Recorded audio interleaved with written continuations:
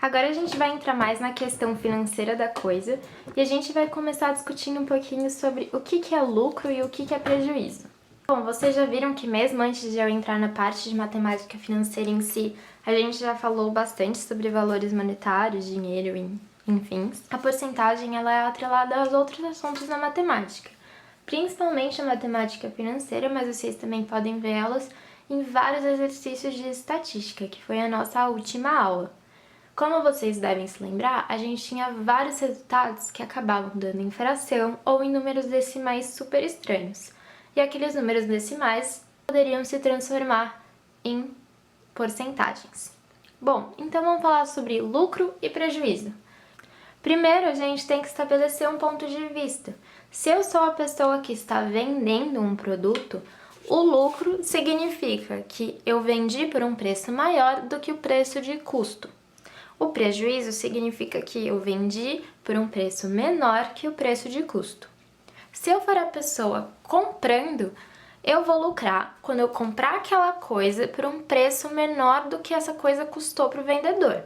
E o prejuízo significa que eu paguei mais caro do que o vendedor naquela mesma coisa.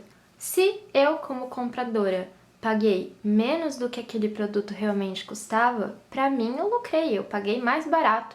Só que o vendedor teve um prejuízo, porque ele pagou mais caro para conseguir aquele produto e ele revendeu por um preço mais baixo. Então ele saiu no prejuízo, enquanto eu, como compradora, saí no lucro. O lucro significa que a pessoa pagou menos do que aquela coisa custou.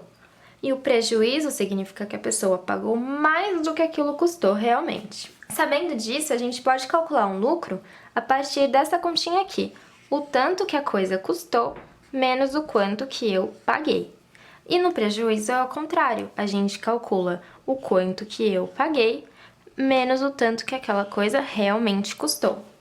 Então vamos supor que eu tenho algum produto que custe R$150, só que ele está numa promoção e eu consegui comprar ele por R$100. Ou seja, eu paguei um valor mais barato, eu paguei menos do que ele realmente custava. Então eu saí no lucro. Se o exercício pergunta para mim qual é o desconto, eu tenho que falar que o desconto é o tanto que ele realmente custava menos o quanto que eu paguei. E a gente vai fazer essa continha. O quanto que ele custava? 150. E o quanto que eu paguei? 100. Então, o valor do desconto que eu tive foi de R$50. Se ele perguntar para mim qual a porcentagem do desconto que eu consegui, aí é um pouquinho diferente. Eu já descobri que eu consegui R$50 de desconto. E eu sei que o valor integral do meu produto é 150. Se o valor integral é 150, significa que 100% desse produto, 100% desse valor, equivale a R$150. Como a gente quer descobrir qual foi a porcentagem do nosso desconto, a gente tem que saber a quantos por cento que equivale R$50. Então, eu tenho aqui X, que vai ser a porcentagem do meu desconto, que vai equivaler ao valor do meu desconto de R$50. Então, a gente cai na regrinha de 3 tradicional, que dá 100 vezes 50, que vai dar 5.000, dividido por 150. Então, a gente vai resolver essa conta e a gente encontra que a gente teve um desconto de 33,3%. Então, da mesma forma que a placa podia dizer um valor de 150... Então, da mesma forma que poderia ter uma placa escrita produto que antes era R$150, agora custa R$100, eles poderiam colocar que aquele produto está com 33,3% de desconto. Um tipo bem conhecido de promoção que a gente pode encontrar principalmente no supermercado é aquela do estilo compre 3 e pague 2, que você compra X produtos, mas você leva um de graça, então você paga X menos 1, o equivalente a X menos 1 produtos. Se o exercício perguntar pra gente qual foi o percentual que a gente pagou ou o percentual de desconto que a gente conseguiu nessa promoção, porque percebam que ele não falou pra gente, você ganhou 50% de desconto.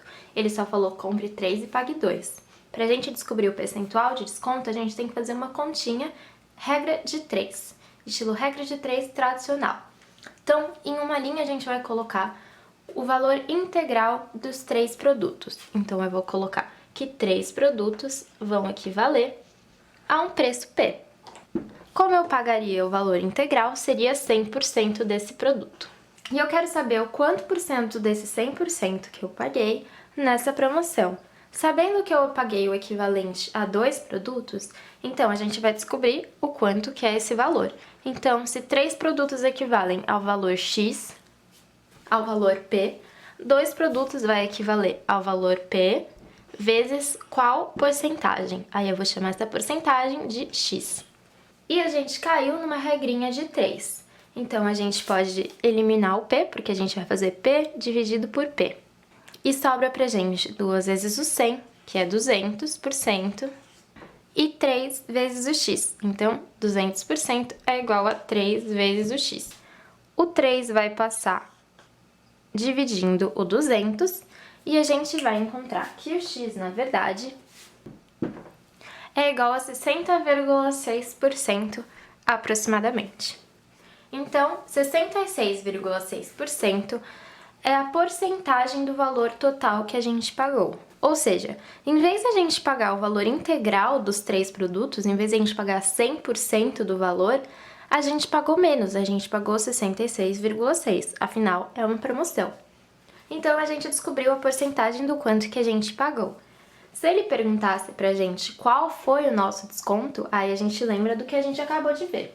A gente acabou de ver que quando a gente tem um desconto, a gente precisa fazer 100% do valor menos a porcentagem do desconto, e assim a gente vai conseguir o quanto que a gente teve que pagar. Nesse caso, a gente tem ao contrário, a gente tem o valor que a gente vai ter que pagar, que é 66,6%. Aqui tá subtraindo, então eu vou passar adicionando. Aqui tá com valor de mais, então vai passar com valor de menos.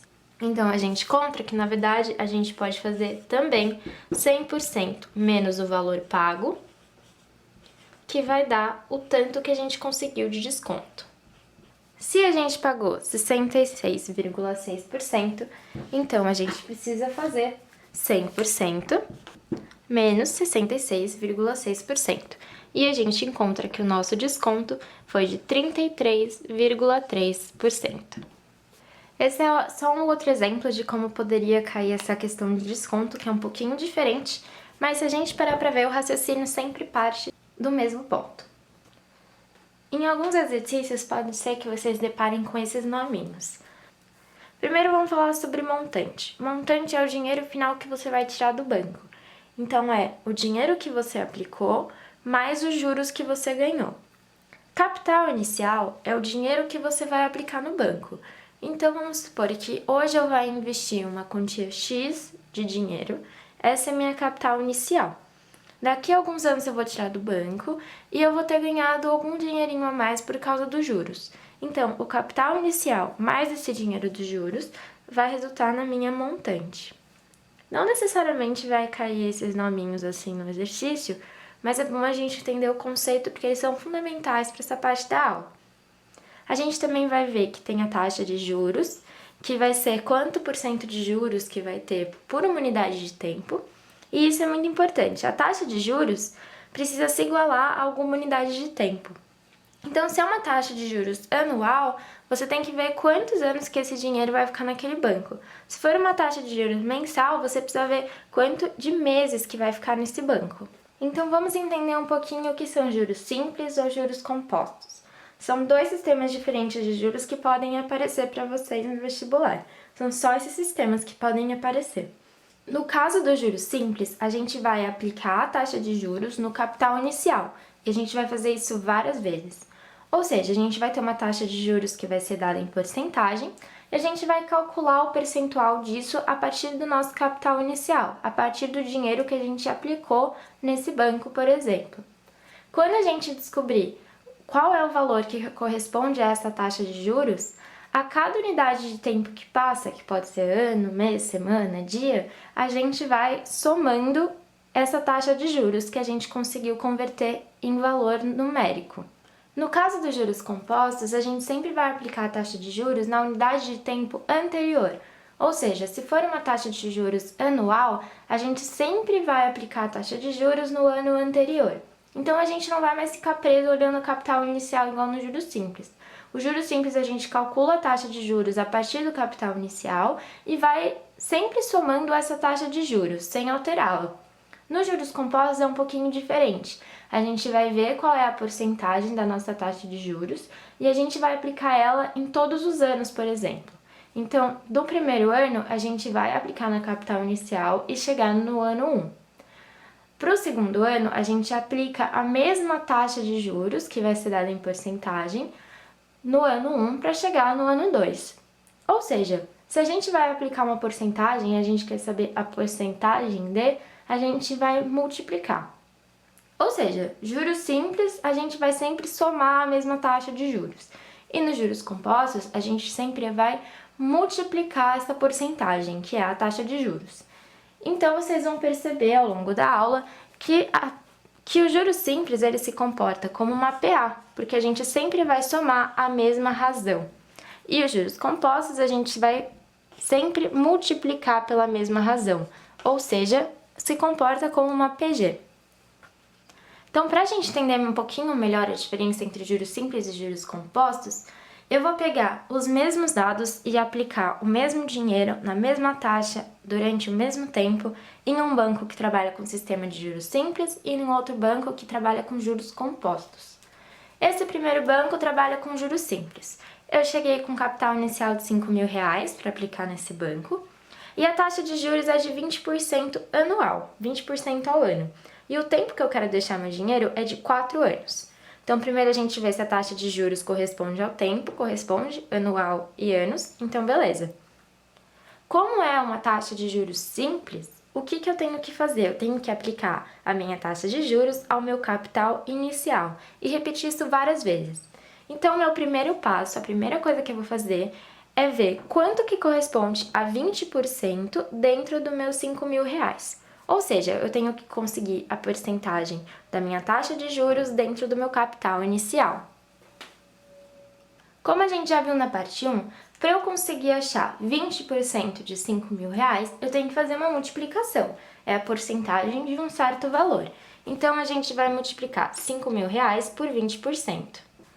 Então, a gente vai fazer essa continha e a gente vai achar 500 vezes 2, que é igual a 1.000. E o que é esse 1.000 que a gente encontrou aqui? Esse 1.000 corresponde a 20% de R$5.000. Ou seja, é a taxa de juros anual que a gente vai ter nesse banco. Porque a gente achou a taxa de juros aplicada ao capital inicial e como é juros simples, a gente só vai repetir essa mesma taxa várias e várias vezes. Lembra que eu falei que os juros simples têm tudo a ver com a soma, porque ele se comporta como uma PA. E a gente vai somar o quê? A gente sempre vai somar esse valor aqui. A gente vai somar essa taxa que a gente encontrou. Então, do ano 0 para o ano 1, a gente ganhou R$1.000. 5.000 mais 1.000 igual a R$6.000. Do ano 1 para o ano 2, eu também ganhei R$1.000, porque essa é uma taxa anual. Então, eu tenho 7.000. Do ano 2 para o ano 3, eu vou continuar somando a mesma quantia e a gente acaba com 8.000. No ano 4, por fim, eu vou somar mais uma vez e eu encontro R$9.000. E essa seria a resposta do meu problema, com quanto dinheiro que eu acabei em 4 anos. A resposta seria R$9.000. Se ele perguntasse para mim quanto que eu lucrei só de juros, eu teria que fazer o quanto que eu consegui no final menos o meu capital inicial. E eu lucrei R$4.000. Vocês conseguiram perceber por que eu falo que os juros simples se comportam como uma progressão aritmética? Bom, mesmo se você quiser ignorar que isso se chama progressão aritmética, é importante a gente perceber que com juros simples a gente sempre precisa calcular qual que é o valor numérico, qual que é o valor de dinheiro que corresponde a essa taxa de juros dentro da capital inicial. Então, é só a gente fazer quanto que vale essa percentagem dentro desse dinheiro aqui, que foi o que a gente fez aqui. Quando a gente descobrir qual que é esse valor numérico, é só a gente somar várias vezes até chegar na unidade de tempo que a gente queria. Se você for uma pessoa que trabalha melhor com fórmula do que com fazer o raciocínio passo a passo, essa daqui é a formulinha para encontrar algum valor dentro dos juros simples. O M corresponde a montante, ou seja, é o valor final ao longo desse tempo. O C é o nosso capital inicial, que é o quanto de dinheiro que a gente colocou no começo. E a gente vai fazer uma distributiva. Esse 1 corresponde a 100%. 100% do quê? 100% do nosso capital inicial. Porque o dinheiro que a gente colocou no final, ele vai continuar o mesmo, ele vai continuar com a gente. E a gente vai continuar fazendo a distributiva. Mais a taxa de juros dividido por 100, que seria a porcentagem. Então, aqui a nossa taxa de juros é 20%. Então, a gente colocaria 20 dividido por 100, 20%. Vezes o tempo que a gente vai deixar aplicado nesse banco. Então, na verdade, é a mesma coisa que a gente fez aqui em cima, só que em forma de fórmula. No caso dos juros compostos, como eu já falei anteriormente, a gente não vai mais sempre aplicar essa taxa ao que corresponde ao capital inicial. A gente sempre vai aplicar a unidade de tempo anterior. Como nesse nosso exemplo a taxa e o tempo são dados em anos, a gente vai pensar sempre no ano anterior. O que significa aplicar sempre no ano anterior? Significa que eu vou aplicar esta taxa de juros aos meus R$5.000 e vou achar o valor do primeiro ano. Então, a gente vai fazer isso primeiro. Uma dica para vocês. No juros simples, a gente calculou 20% de R$5.000 porque a gente ia usar esse valor várias e várias vezes. Como não é o caso, não precisa fazer isso. Eu vou sugerir uma outra abordagem. Se eu falei que a gente vai ter que aplicar a taxa sempre ao valor do ano anterior, significa que de um ano para outro a gente vai ter um acréscimo de 20%. Ou seja, a gente vai ter o valor que a gente tinha no ano anterior mais 20% daquele valor. Ou seja, vai ser a soma de 100% do valor mais 20%. Lembrando da parte 1 da aula, essa taxa seria o nosso acréscimo. Só que como a gente não quer só o acréscimo, a gente quer saber o total, ou seja, o tanto de dinheiro que a gente tem no total mais o acréscimo, a gente faz 100% mais 20%, ou seja, 120%. E como a gente já sabe, 120%, a gente tem que trazer a vírgula 2 casas para a esquerda e a gente encontra que isso é a mesma coisa que 1,2. E o que são esses 120% ou esse 1,2? É a porcentagem que a gente vai ter de um ano para o outro. Ou seja, no meu ano 1, eu vou ter 120% do que eu tinha no meu ano 0, porque eu vou continuar com esse dinheiro, tá aí o 100%, mais a taxa de juros que é 20%. Então, eu vou fazer 120% disso. E quando a gente quer saber a porcentagem de valor, a gente faz o quê? A gente multiplica. Então, a gente vai fazer 5.000 vezes 120%, ou 1,2, porque é exatamente a mesma coisa. Então, a gente vai fazer essa continha e a gente vai fazer 5.000 vezes 1,2. E a gente vai encontrar o valor de 6.000. Do ano 1 para o ano 2, a gente também quer saber 120%. Então, a gente vai fazer vezes 1,2, porque a taxa continua igual. 6.000 vezes 1,2 é igual a 7.200. A gente vai repetir o processo, a gente vai fazer mais uma vez vezes 1,2 e 7.200 vezes 1,2 é igual a 8.640. Do ano 3 para o ano 4, que é o nosso último ano, a gente vai fazer mais uma vez 1,2 e a gente encontra o valor de 10.368.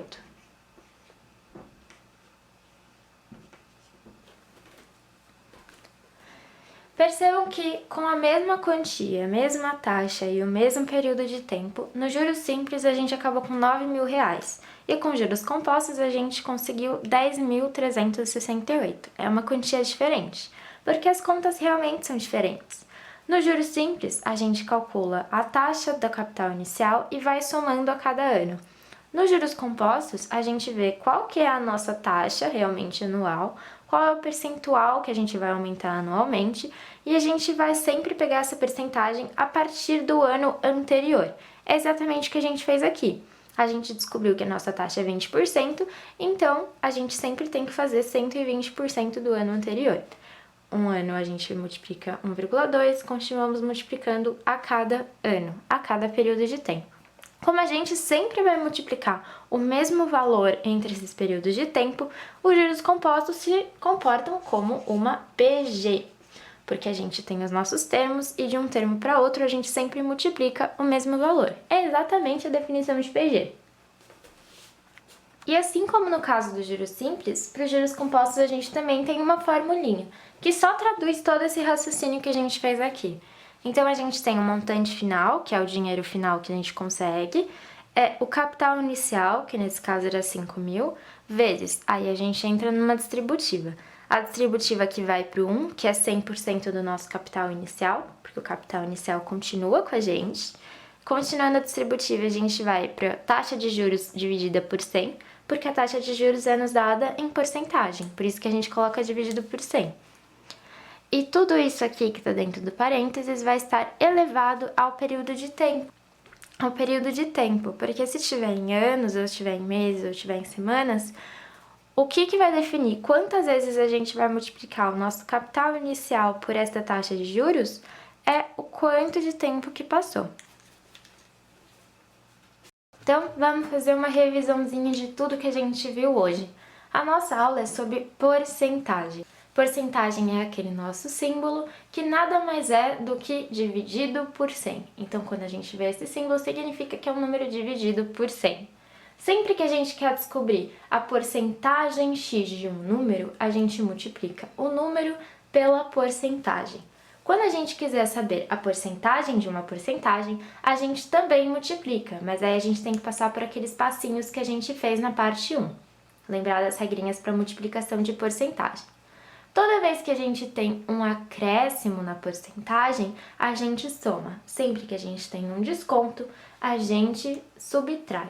Para a gente descobrir o acréscimo ou desconto, a gente tem que fazer uma continha do quanto que custava menos o quanto que a gente pagou. E chegando, enfim, em juros, a gente tem os juros simples, em que a gente calcula a porcentagem da taxa de juros a partir da capital inicial e vai somando quantas vezes o exercício pedir pra gente. E a gente define quantas vezes a partir da quantidade de tempo que passou. No caso dos juros compostos, a gente vai ter que descobrir a taxa de juros mais 100%, a gente faz 100% mais a taxa de juros percentual, e multiplica ao longo dos anos, ou meses, ou semanas, ao longo do período de tempo que o exercício der pra gente. Então, juros simples, a gente soma a taxa de juros do capital inicial, e nos juros compostos, a gente multiplica 100% mais a porcentagem de juros ao longo dos anos. Agora é fazer os exercícios para ver como que isso poderia cair em uma questão de vestibular.